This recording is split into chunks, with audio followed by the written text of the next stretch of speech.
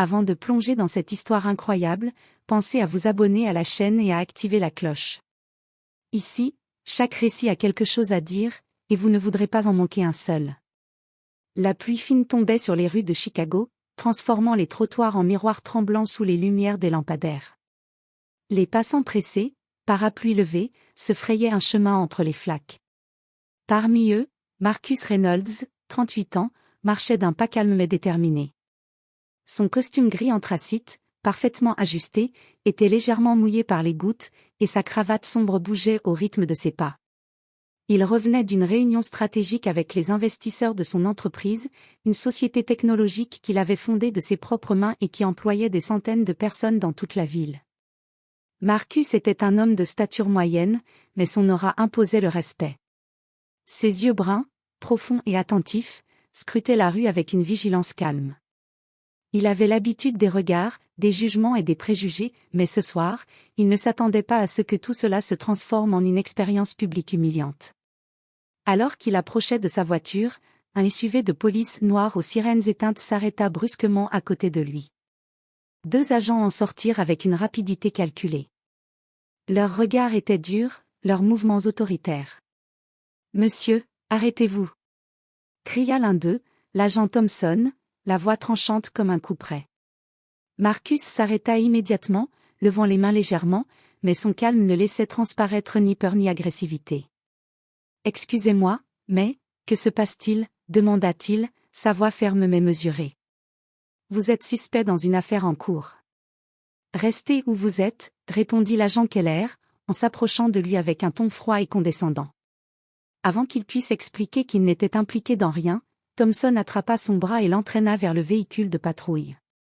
Les passants s'arrêtèrent, certains prirent leur téléphone pour filmer. Un murmure parcourut le trottoir, mélange de confusion et d'indignation. Marcus sentit l'humiliation monter. Il avait été arrêté sans avertissement, sans raison, simplement à cause de l'apparence de sa peau. Il avait conscience de la situation, dans le regard de ces hommes, il n'était pas un citoyen respecté, ni un chef d'entreprise reconnu, mais juste un corps à contrôler. « Vous allez regretter cette injustice » dit Marcus, calmement, mais avec une intensité qui fit hésiter Keller quelques instants. Dans le véhicule, les agents échangèrent des regards rapides mais nerveux. Ils ne savaient pas encore qui ils avaient en face d'eux, Marcus Reynolds, philanthrope, entrepreneur prospère et personnalité respectée de la ville. La pluie continuait de tomber, la ville semblait retenir son souffle, et Marcus, en silence, se préparait à retourner cette situation à son avantage. Ce soir, ce qui devait être un simple retour à la maison allait devenir le début d'une confrontation qui exposerait l'injustice et révélerait la véritable identité de l'homme que la police croyait pouvoir humilier sans conséquence. La pluie n'avait pas cessé depuis que Marcus avait été arrêté. Les phares rouges et bleus du véhicule de patrouille se reflétaient sur le bitume mouillé, créant un effet presque hypnotique, comme si la ville elle-même assistait à cette scène. Marcus était assis sur le siège arrière, les mains menottées derrière le dos, et ses yeux observaient calmement ses agresseurs. « Vous avez de la chance que nous soyons de bonne humeur » lança Thompson en le regardant avec un sourire sarcastique. « De la chance » répéta Marcus, le ton neutre mais chargé de reproches. « Je n'ai rien fait. Vous ne pouvez pas simplement arrêter quelqu'un. » « Si. Nous pouvons. »« Et nous l'avons fait » rétorqua Keller, les sourcils froncés. Les passants qui filmaient la scène sur leur téléphone criaient et protestaient. Certains interpellaient les agents. « Et laissez-le tranquille. Vous n'avez aucune raison. »« C'est ridicule » s'exclama une femme, téléphone à la main. Thompson jeta un regard noir aux témoins. « Reculez » ordonna-t-il, mais sa voix tremblait légèrement sous la pression des regards et des caméras. Marcus, quant à lui, restait imperturbable. Il savait que sa dignité était sa plus grande arme. Son silence n'était pas de la peur, mais une manière de montrer que rien dans cette humiliation ne pourrait le briser. « Vous allez regretter ce que vous faites » murmura-t-il, assez fort pour que les agents entendent. « Oh, tais-toi » gronda Keller, vexé par le calme de Marcus. Alors qu'ils approchaient de la voiture de patrouille, Thompson glissa un regard vers Keller, un mélange d'incertitude et de frustration dans les yeux. Marcus, remarquant ce micro-doute, se permit un petit sourire intérieur. « Monsieur, je dois vous rappeler que vous êtes menotté et que vous devez coopérer, » dit Keller, essayant de reprendre le contrôle. Marcus leva les yeux vers le ciel gris, laissant échapper une respiration lente et mesurée. Il avait vécu assez d'injustices pour savoir que le calme pouvait désarmer la colère et la stupidité. À cet instant précis, le téléphone de Keller vibra. Il décrocha à contre-cœur, écoutant quelques secondes, puis blêmit légèrement. Thompson, perplexe, le regarda. « Qu'est-ce qu'il y a ? » demanda-t-il. « Marcus Reynolds. »« C'est Marcus Reynolds, » répondit Keller, la voix basse et hésitante. Les deux agents échangèrent un regard silencieux. Celui qu'ils croyaient n'être qu'un suspect quelconque était en réalité l'homme qui possédait et dirigeait l'entreprise qui employait plusieurs officiers de cette même police, et qui finançait des projets sociaux dans la ville entière. Marcus, assis dans le véhicule, les observa se débattre avec leur propre conscience. Leur arrogance venait de s'écraser contre la réalité. Ils étaient désormais confrontés à un dilemme qu'aucune force ne pouvait résoudre. Ils avaient humilié publiquement un homme d'une influence et d'un respect immense, et il n'y avait pas de retour en arrière possible. Bredouilla Thompson, incapable de trouver ses mots. Nous allons régler ça, murmura Keller, mais sa voix trahissait l'inquiétude. Marcus esquissa un sourire presque imperceptible. Cette arrestation injuste venait de se transformer en opportunité, l'occasion de révéler la vérité, de confronter l'injustice et de retourner la situation à son avantage. Le véhicule de patrouille arriva au poste de police, la pluie martelant le toit comme un rythme anxieux. Marcus fut conduit dans un petit bureau faiblement éclairé, où le capitaine Richard, les visages sévères et regards perçants, attendait. Les murs étaient couverts de tableaux d'honneur et de certificats, rappelant l'histoire de la police, mais ce décor formel n'adoucissait pas la tension qui régnait dans la pièce. « Alors, c'est vous, Marcus Reynolds ?» demanda, ses yeux ne quittant pas Marcus, mélangeant incrédulité et colère contenue. « Oui, capitaine, » répondit Marcus, d'une voix posée mais ferme. « Vous avez été arrêté ?» balbutia Thompson, incapable de cacher sa gêne. « Sans raison valable, » corrigeait Marcus, calmement. Le capitaine se leva brusquement et fit quelques pas, observant les agents avec un regard glacial. Thompson, Keller, que se passe-t-il ? Vous avez arrêté Marcus Reynolds, le PDG de Reynolds Technologies, philanthrope reconnu et l'un des principaux contributeurs au programme de jeunesse de la ville ? Nous pensions, balbutia Keller, mais il s'arrêta, incapable de terminer sa phrase. Marcus resta immobile, silencieux, laissant la vérité s'imposer. Le silence dans la pièce était presque assourdissant. Les agents se sentaient coincés, paralysés par leur propre erreur. L'arrogance et la certitude avec lesquelles ils l'avaient arrêté s'étaient effondrées en quelques secondes. « Vous réalisez » commença Thompson, mais elle interrompit sèchement. « Vous ne réalisez rien du tout. Vous avez publiquement humilié un homme respecté, influent et bienveillant. Et tout ça, pourquoi ? Parce qu'il est noir. » Marcus croisa les bras et parla calmement, chaque mot pesé avec précision. « Capitaine, je n'exige pas de vengeance. Je n'exige qu'une reconnaissance de cette injustice. Mes droits ont été violés, et je suis ici pour que cela ne se reproduise jamais. » Et fixa Marcus un moment, puis hocha la tête, solennel. « Vous avez raison. Cette arrestation n'aurait jamais dû avoir lieu. Thompson, Keller, vous allez rédiger un rapport détaillé et présenter vos excuses. » Les agents étaient maintenant complètement déstabilisés. Leurs visages rouges et humides par la gêne reflétaient la gravité de leur erreur.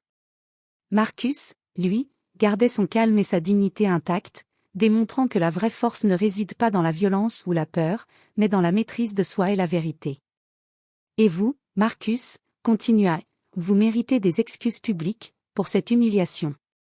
Nous allons également revoir nos procédures pour que cela ne se reproduise jamais. » Marcus esquissa un sourire léger mais assuré. Ce n'était plus seulement une question de justice personnelle, c'était maintenant une opportunité de transformer une injustice en exemple pour toute la ville. Le bruit de la pluie à l'extérieur semblait s'adoucir, comme si la ville elle-même reconnaissait la victoire silencieuse mais puissante de Marcus. Les agents, humiliés mais conscients de la gravité de leur erreur, restait sans voix. Et Marcus savait que ce n'était que le début d'un retournement plus vaste, qui allait secouer non seulement ce poste de police, mais toute la ville. Le lendemain matin, les rues de Chicago semblaient différentes. Le bruit de la circulation était ponctué de conversations animées et de regards inquiets vers les écrans de téléphone et les journaux affichant la nouvelle. Arrestation injuste d'un PDG, Marcus Reynolds menotté par la police. Les vidéos circulaient déjà sur les réseaux sociaux. On voyait Marcus, menotté, calme et digne, face à deux policiers visiblement embarrassés. Les commentaires défilaient, indignation, colère, soutien massif. Les #, justice pour Marcus et #injustice policière devenaient viraux en quelques heures. Dans son bureau, Marcus regardait l'impact de l'affaire avec un calme mesuré. Il savait que cette exposition pouvait être utilisée pour faire évoluer la situation. Son équipe de communication préparait déjà une déclaration publique. « Marcus, dit son assistante Lena Carter, vous êtes sûr de vouloir tout publier maintenant ? Les médias vont être intenses. » Oui, Lena. Il est temps de transformer cette humiliation en opportunité de changement, répondit-il. Pendant ce temps, au poste de police, Thompson et Keller étaient submergés par la pression. Leur chef, le capitaine A, les avait convoqués pour un rappel sévère. Vous avez gravement terni l'image de notre département. Vos actions ont déclenché un tollé public. Préparez vos excuses, et préparez-vous à répondre de vos actes devant un comité d'éthique. Les agents échangèrent des regards anxieux. Ils réalisaient que l'humiliation qu'ils avaient infligée à Marcus n'était plus seulement personnelle, elle était publique et historique. À la conférence de presse, Marcus apparut dans un costume impeccable, le visage calme et déterminé. Devant les caméras, il prit la parole. Hier soir, j'ai été arrêté sans motif, menotté en public. Ce qui aurait dû être une simple soirée de travail est devenu un exemple d'injustice. Mais aujourd'hui, je choisis de transformer cette expérience en une leçon pour nous tous. La dignité, le respect et la justice ne sont pas négociables, peu importe votre couleur ou votre statut. Les journalistes, stupéfaits par son calme et sa maîtrise, commencèrent à filmer et retransmettre en direct. Les réseaux sociaux explosaient, partageant chaque mot, chaque geste. Vos actions ont déclenché une prise de conscience massive, ajouta Marcus. Et je travaillerai avec le département de police pour créer des programmes de formation, afin que ce type d'incident ne se reproduise jamais. À l'extérieur, les manifestants et citoyens ordinaires applaudissaient et scandaient son nom. Les policiers qui avaient cru pouvoir intimider Marcus étaient maintenant acculés par l'opinion publique. Thompson murmura à Keller, honteux. Je n'aurais jamais pensé que cela se passerait comme ça. Nous avons sous-estimé un homme, et nous allons le payer, répondit Keller, la voix basse et tremblante. Marcus, observant la scène depuis la tribune, savait que la partie la plus difficile mais la plus importante de sa bataille venait de commencer, transformer cette humiliation et cette injustice en changement durable et impact réel. Les semaines qui suivirent l'arrestation injuste de Marcus Reynolds furent intenses. Les enquêtes internes sur Thompson et Keller prirent de l'ampleur. Les deux agents étaient suspendus, incapables de contester l'évidence de leur erreur, et chaque jour voyaient de nouvelles critiques publiques sur la manière dont la police avait traité Marcus. Dans son bureau, Marcus regardait les rapports et les vidéos de l'incident. Son visage restait calme, mais ses yeux reflétaient une détermination farouche. Il savait que ce n'était pas seulement une question de réparation personnelle, c'était une occasion de créer un changement durable. Marcus, dit Lena, vous voulez que nous organisions une rencontre avec le département de police pour discuter de vos programmes ? Oui, Lena. Il est temps de transformer la colère et la douleur en actions concrètes. Quelques jours plus tard, Marcus se rendit au quartier général de la police. Le capitaine l'accueillit avec respect. Marcus, merci d'avoir accepté cette rencontre, dit A. Je veux m'assurer que nous apprenons de cette erreur et que notre département évolue. Merci, capitaine, répondit Marcus. Mais il ne s'agit pas seulement de nous. Il s'agit de la communauté entière. Nous devons créer des programmes de formation sur le respect, l'égalité et la justice.